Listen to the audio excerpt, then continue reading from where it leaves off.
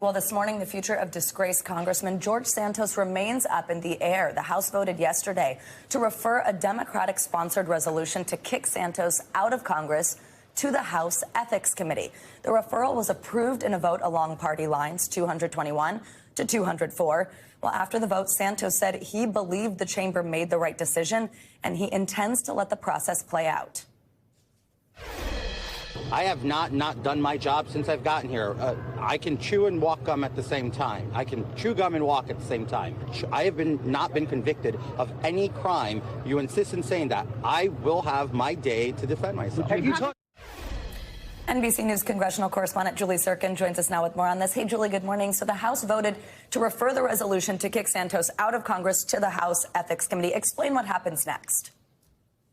Yeah, good morning, Savannah. So the Ethics Committee is a bipartisan panel. It's led by Democrat Susan Wild and Republican David Joyce of Ohio. And this panel has already been looking into all of the allegations against Congressman George Santos since early March. So that's one of the arguments that Democrats, especially those that supported that original resolution to expel Santos from Congress, that's the argument they have made, that the ethics panel has already been looking into this. Referring this resolution to the panel won't do much to speed up that process or add to what the ethics panel is already looking into, but that's basically where it's going to sit for an X amount of time. That panel tends to operate very much behind closed doors. They don't really have an open dialogue with the public or the press into what they're doing and what they're investigating, but they're also looking into other allegations, other lies that Santos has told, including allegedly an improper sexual relationship with one of his former staffers. That was referred to the panel as well, while all of these outside investigations play out.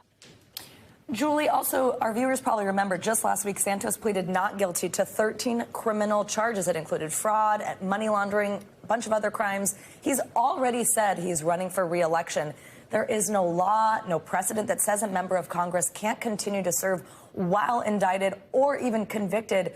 So if he's not planning to resign, he's already talking about re-election. This is really up to the Ethics Committee to decide his future in Congress. Is that right? Well, kind of. And the Ethics Committee investigation into Santos can take longer than the 2 years that he's going to serve in Congress. So you're right. Technically, if that investigation is still happening, all of these outside investigations, including the one where he was indicted in New York, is still in the process of going on. Technically, nothing is stopping Santos from running again. But remember, he did win in a district where Biden won in 2020, so it is traditionally a Democrat district. And on top of that, the leader of his Republican Party, Speaker McCarthy in the House, already said that he's not going to support a Santos re-election bid. Here, though, is some reaction from Democrats, including a freshman Democrat from New York. Watch. It is a cop-out, and that at the end of the day, it is a way of avoiding the accountability on this expulsion motion. And we should not refer this matter to the Ethics Committee. This resolution is already there.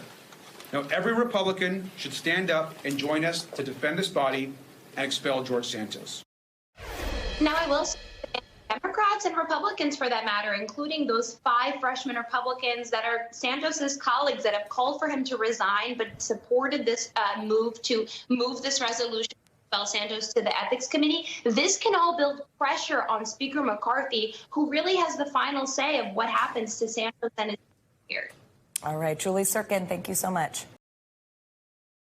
Thanks for watching our YouTube channel. Follow today's top stories and breaking news by downloading the NBC News app.